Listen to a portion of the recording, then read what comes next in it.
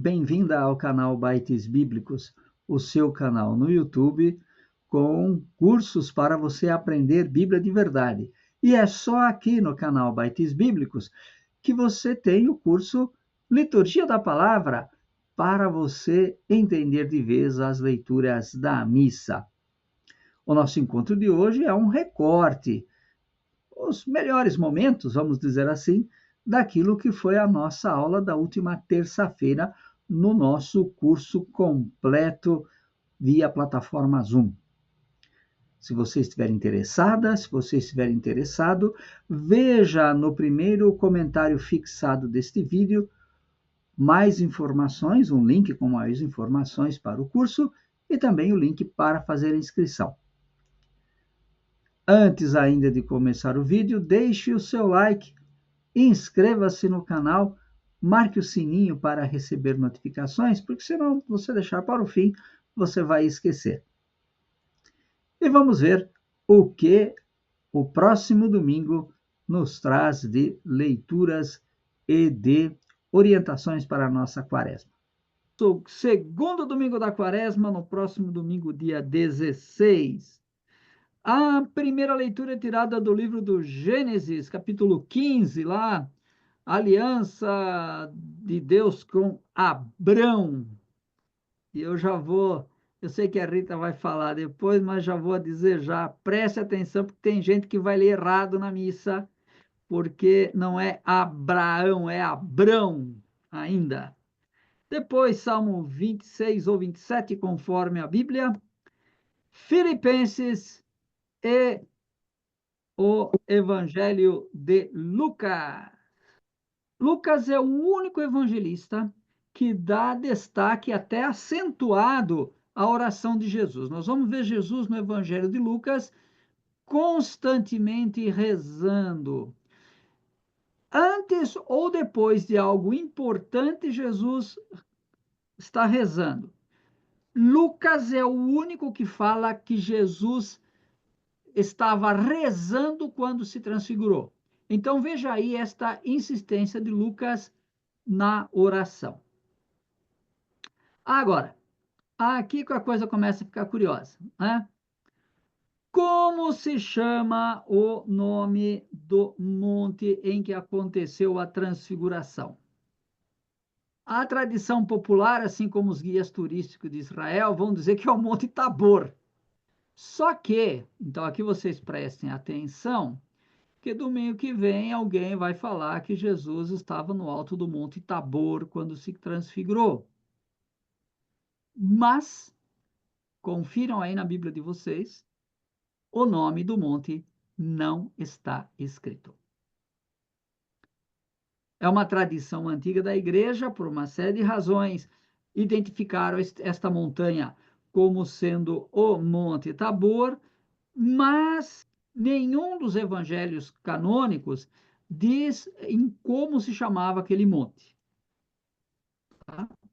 Agora, o que é mais importante ainda, para entender este episódio que nós acabamos de escutar, é necessário voltar uma semana antes. E o que aconteceu lá na aventura de Jesus? Uma semana antes. Uma semana antes, e vocês podem pegar a Bíblia de vocês lá, nós temos a profissão de fé de Pedro e o primeiro anúncio da paixão. Mas, por que isso é importante? Guardem essa ideia. Jesus disse: Nós vamos para Jerusalém, lá eu vou morrer. E vocês e também vai sobrar umas palavras para vocês depois. O que acontece? No episódio que nós estamos lendo hoje, nós temos dois diálogos. O primeiro diálogo é Jesus com Moisés e Elias.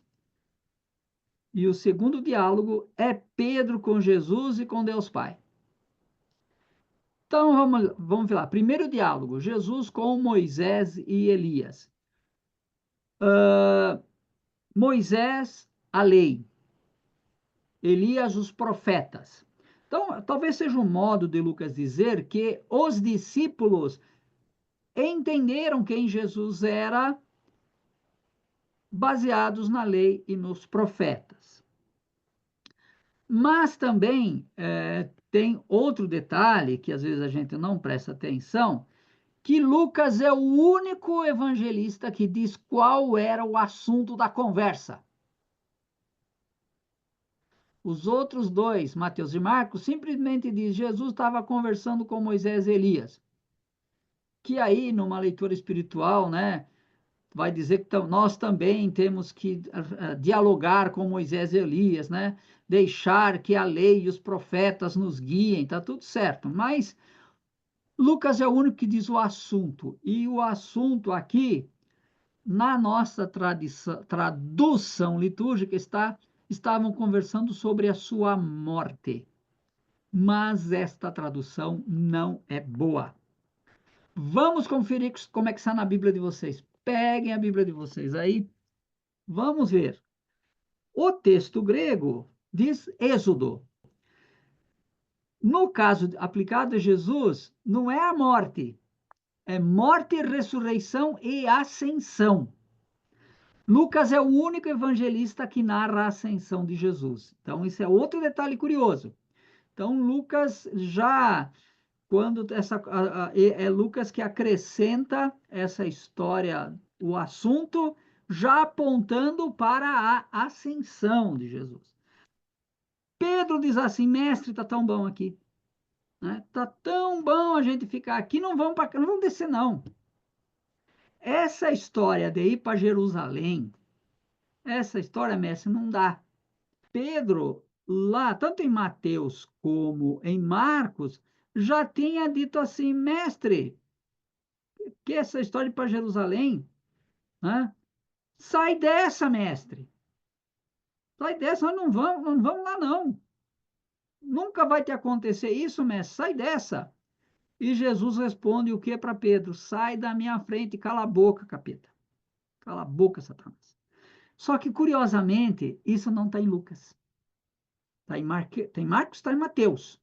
Lucas omite esta bobagem de Pedro, lá no primeiro anúncio. Mas agora, Pedro não perde a oportunidade de novo de falar bobagem e diz: ó, não vamos não, vamos ficar aqui. Vamos fazer 3 tendas.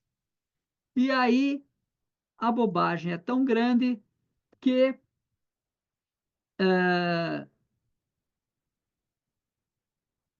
Deus Pai em pessoa vem dar uma bronca em Pedro. Né? O texto é bastante simples, né? Jesus está falando com Moisés e Elias, o seu êxodo, morte, ressurreição, ascensão. Pedro quer ficar porque não quer ir para Jerusalém. E Deus Pai pessoalmente aparece numa nuvem e manda Pedro calar a boca. Para de falar besteira, Pedro. Escuta o que o meu filho diz. E quando está só de novo Jesus com Pedro e os outros discípulos, que Jesus diz: vão para Jerusalém. E o trecho termina dizendo que os discípulos ficaram tão amedrontados, tão atordoados, que não contaram nada para ninguém. Chegaram lá embaixo e não sabiam nem o que falar. Então vejam que é um texto bastante curioso e Lucas dá o seu colorido particular, mas o texto quer então nos mostrar que os discípulos entendem quem é Jesus por meio da lei dos profetas e nós também podemos dialogar com Moisés e Elias quando colocamos em prática a lei e os profetas. Poxa, que legal esta transfiguração de Jesus na visão de Lucas. Tenho certeza que você ainda não tinha prestado atenção nesses detalhes. Mas e a primeira leitura? Veja lá o que nós temos lá no livro do Gênesis. 2 pontos teológicos importantes da nossa leitura de hoje. A aliança com Deus e a promessa da descendência da terra. Então, nós temos versículo de 5 a 8, mais focado na promessa da descendência e da terra. Do 9 ao 12 e depois 17, 18, mais focado na aliança. Na leitura nossa de hoje foi omitido os versículos 3 e 4, né? A reclamação de Abrão e respostas de Javé. Abrão reclama que ainda não tem filhos, Javé repete que Abrão terá uma descendência, e os 5, do versículo 5 a 8, duas promessas de Deus e duas reações de Abrão. Na língua hebraica, fazer aliança se diz cortar aliança. Javé cortou uma aliança com Abrão, né, nesses versículos que nós estamos vendo. Com mais promessas, né, nos versículos 13 a 16, 18 a 20, cortar aliança, porque aparece no texto: animais são mortos e partidos ao meio, né? Os contraentes passam entre as partes e dizem: se eu não cumprir minha parte, aconteça-se comigo. É por isso que aliança, fazer aliança, é cortar aliança. Quer dizer, corta-se o animal ao meio e os dois que estão selando essa aliança passa entre essas partes, no sentido que se eu quebrar a aliança com você, será feito o que foi feito com o animal, né? Javé ordena e Abrão prepara os animais da aliança. Novilha, cabra e carneiro, partidos ao meio, rola e pombinha, né? Então, no versículo 12, Abrão pega no sono e tem pesadelo. Javé passa sozinho no meio dos animais. Quer dizer, Javé faz uma promessa sem pedir nada em troca. Ah, eu tinha certeza que você não tenha percebido ainda que não é Abraão, é Abrão, a forma mais curta do nome. Preste atenção, pode ser que lá na sua comunidade, quem for fazer a leitura, de tão acostumado que está, se enrosque e tropece. Mas e o Salmo? O que o Salmo de hoje nos convida a viver? Vejam lá, acompanha aí. O versículo 1 tem 4 frases que estão assim organizadas, ó. Uma afirmação e uma pergunta retórica. Uma afirmação, uma pergunta retórica. Como é que é o versículo 1? O Senhor é a luz e salvação. Afirmação. Pergunta retórica. De De quem quem eu terei terei medo? medo? É. Segunda afirmação. O Senhor é a proteção da minha vida. Pergunta retórica.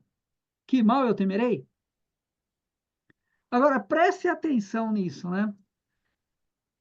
Nas afirmações, o salmista faz uma profissão de fé. Agora, na pergunta retórica, o salmista está questionando a si mesmo. O Senhor é a proteção da minha vida. Que mal eu temerei? O Senhor é a minha luz e salvação, né? Que poderão fazer contra mim? Então, veja que o salmista está questionando a si mesmo. Por quê? Porque, no fundo, o salmista precisa convencer a si mesmo. Ele pergunta e responde para si mesmo porque está precisando renovar esta certeza. Quer dizer, ele está querendo convencer a si mesmo, está precisando, precisa recordar a si mesmo disso constantemente. Depois nós temos, nos versículos 2 a 6, que foram omitidos pela liturgia, uma descrição de vários perigos, várias circunstâncias e sempre a certeza da salvação. E, de novo, o testemunho da fé ou recordação para convencer a si mesmo. Quer dizer, o salmista precisa constantemente se lembrar disso, com uma súplica: o Senhor vai me salvar, não vai? E aí, os argumentos para convencer Deus a salvar. São muito curiosos, né? Quer dizer, o salmista diz assim: eu busquei a tua face. Quer dizer, eu cumpri os seus mandamentos. O Senhor não vai me salvar? Né? Então, o salmista diz: olha, eu tenho certeza que vai dar tudo certo, porque afinal de contas eu fui fiel. Quer dizer, o salmista espera que Deus cumpra a parte do combinado. Qual foi o combinado? Eu sou fiel, o Senhor me salva. Aqui eu fui fiel. Agora estou esperando que o Senhor faça a sua parte. E no fim dos Salmos, versículos 10 a 14, que são omitidos, tem de novo essa renovação da confiança e um pedido de salvação contra os inimigos. O Senhor não vai deixar os meus inimigos rirem de mim. O Senhor não vai me abandonar. Vê que é uma atitude muito natural que nós muitas vezes precisamos repetir para nós mesmos, né? Que vai dar tudo certo, que Deus vai nos salvar. Uma atitude muito, muito presente também no nosso dia a dia. Puxa, esse salmo é mesmo muito bonito, né? Essa renovação da confiança que o salmista faz para si mesmo. Mas e a segunda leitura? O que Paulo nos ensina? No texto de hoje, nós temos ali um dos problemas da comunidade dos filipenses, o tal dos judaizantes. Já na carta aos Coríntios aparece, principalmente na carta aos Gálatas, esse grupo que a gente denomina de judaizantes. Os judaizantes eram cristãos vindos do judaísmo, né? Então, eram praticantes da religião judaica, se converteram ou passaram para o cristianismo, porém, continuavam pregando, né? Que os pagãos que se convertiam ao cristianismo, antes de se tornarem cristãos, devem se tornar judeus. Então, cumprir, o que significa isso? Cumprir todos os preceitos da lei. Circuncisão, pureza, tudo que era. Então, seria um processo assim. Para você se tornar cristão, primeiro você tem que passar a praticar tudo aquilo que determinava os preceitos da lei. Paulo questionou tudo isso. A salvação em Cristo não necessita dos preceitos do judaísmo, né? Os versículos 17 a 18, Paulo se apresenta como modelo da nova prática cristã. É o que nós temos bem no início, né? Paulo, com muita frequência, Paulo, às vezes eu acho que ele até um pouco convencido, mas ele diz claramente que ele e os apóstolos se tornam modelo, e ele se coloca como modelo, quer dizer, ele tem a certeza da prática, do segmento, da dedicação que ele tem, por isso ele tem coragem de dizer. Os seus opositores e inimigos são inimigos da cruz de Cristo, né? Se a salvação vem da prática dos preceitos da lei, a cruz de Cristo é inútil. Então, que é o que Paulo está combatendo. Em outro momento, ele vai dizer que foi em vão a morte de Jesus Cristo, né? No versículo 19, crítica aos que se apegam nas normas da lei, né? O fim deles é a perdição, as minúcias da lei não salva, apenas impõe medo, quer dizer, uma religião de medo. Na prática antiga, e nós também corremos o risco, às vezes, de transportar isso para os dias de hoje. Já foi assim na Idade Média, era assim no antigo Israel, e hoje há uma tendência a voltar a essa prática por medo. O Deus deles é o estômago. As observâncias alimentares se torna uma ideia fixa, né? Então, o animal tem que ser cortado desse jeito, a mão tem que ser lavada, não pode misturar carne, não pode cozinhar no mesmo fogo que cozinhou na mesma panela que fez alguma coisa com leite, um tanto de normas e proibições alimentares. A glória deles está no que é vergonhoso. Eles se orgulham da circuncisão como se fosse um sinal da salvação. Só pensam nas coisas terrenas. a santidade ou a salvação está em não tocar. Eu não toco nessa mesa porque aqui talvez tocou um pagão ou uma mulher. Não comer, não pisar ali, porque pode ser que ali foi enterrado um animal. Mesmo sem saber, eu estou impuro. Tudo é pecado. Amar é pecado, né? Desejar a esposa é pecado. Viu só quanta riqueza nesta liturgia? Mas como estas leituras estão aí entrelaçadas? Veja só que legal. Então, em primeiro lugar, o Evangelho e a primeira leitura falam de manifestações da glória de Deus, né? No Evangelho, nós temos a transfiguração, a glória de Jesus, e a teofania, a glória do Pai, que veio dar puxão de orelha em Pedro. E na primeira leitura, nós temos Javé, numa coluna de fogo, que corta uma aliança com Abraão. Uma expressão bonita, né? Cortar uma aliança. A primeira leitura e o Salmo, os dois dizem que vale a pena esperar, né? A leitura, Deus convida Abraão a continuar esperando,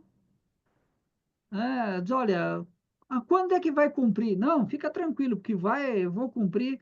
Quer dizer, Abraão vai ter uma descendência e por meio da descendência a vida de Abraão vai continuar. E no Salmo, o salmista convida a si mesmo a manter a esperança.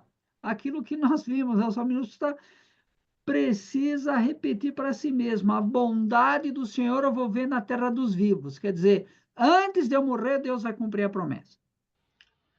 Mas e então? Interessante, não é? Como essas leituras estão bem ligadas também. E se você tiver que fazer uma catequese, uma homilia, uma pregação sobre essas leituras? Veja aí as sugestões.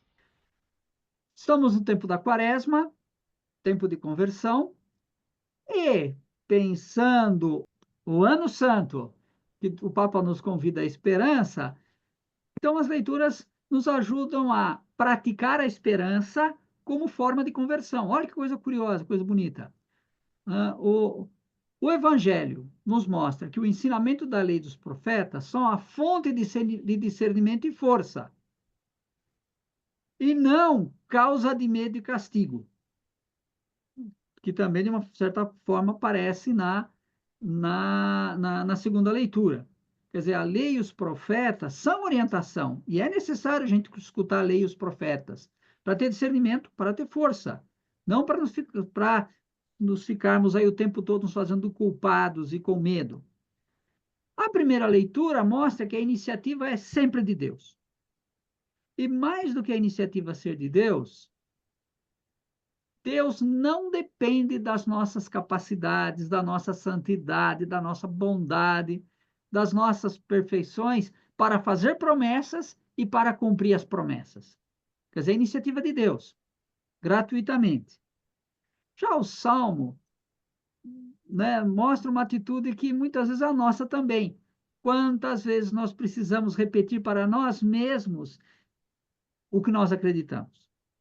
Não para convencer Deus, mas para mantermos a coragem, para permanecermos na serenidade.